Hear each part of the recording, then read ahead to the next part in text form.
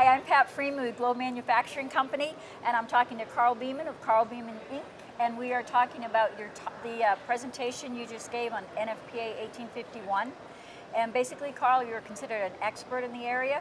We'd like to know, what do you think are the most important things about inspection, cleaning, repair? I believe inspection is the most important part of any maintenance program. Without the inspection, we have a hard time identifying what deficiencies exist. How do we locate them and address them?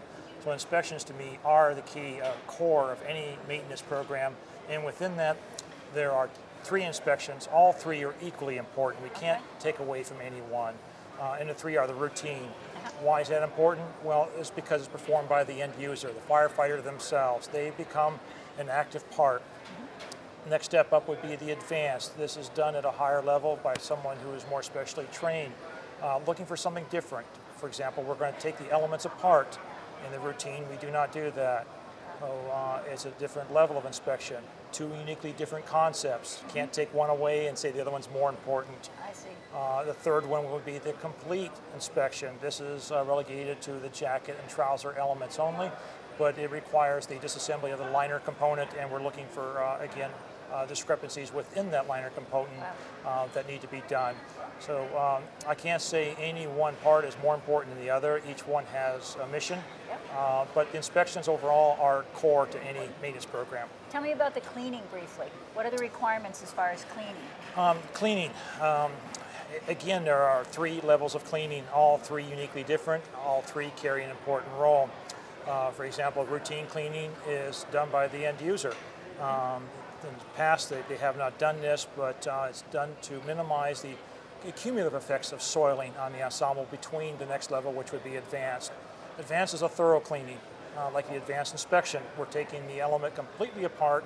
We're washing each component of that element to get it clean, where routine cleaning, we're just washing spot issues, for example. Yep. And of course, specialized, and specialized is kind of up in the air right now because the technical committee for NFPA 1851 was looking to pull that out and let that be a user and manufacturer driven issue. But nonetheless, the 2008 edition of that standard does mention specialized in Chapter 7 as well. It's in the definition, so but it's hazardous material, so you can definitely see that's important too. Don't want to touch that. Yes. Now tell me about the repair portion of 1851. What does that require? It depends on the type of repair. For the 2008 edition of that standard, repairs are now divided into 2 distinct categories: basic repair and advanced repair. You're going to fall within one of those. There's no other choice in the matter. Got your choice. Take one or the other. No middle ground. If you're going to do basic repairs, this could be done by a manufacturer. It could be done by an ISP, which would be a contract company. It's called an independent service provider. And it could also be done by the organization, but the key word is verification. It's a concept that's going to come up here shortly, but they do not need to be verified.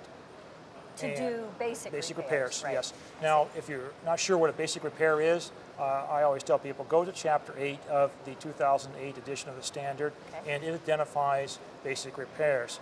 If there's still a question whether or not you're having an issue, stress, call the manufacturer, get that manufacturer involved. They have to, they play a role in it.